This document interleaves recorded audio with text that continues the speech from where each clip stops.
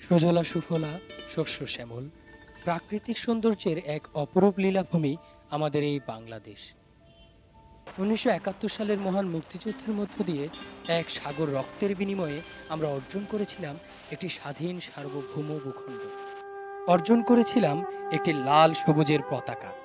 স্বাধীনতার পর থেকে আজ পর্যন্ত জাতি, ধর্ম, বর্ণ নির্বিশেষে সকল বয়সের, সকল শ্রেণী পেশার মানুষ মিলে নানা জল্পনা কল্পনার অবসান ঘটিয়ে অনেক সফলতার ব্যর্থতার মধ্য দিয়ে আমরা পাড়ি দিয়ে এসেছি অনেকটা পথ।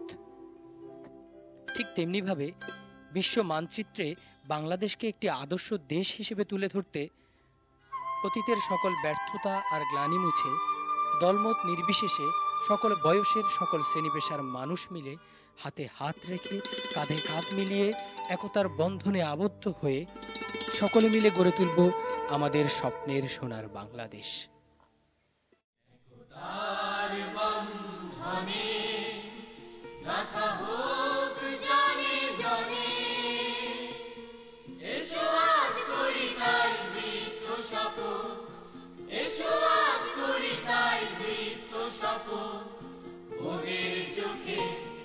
বিশ্ববাসী স্বপ্ন দেখা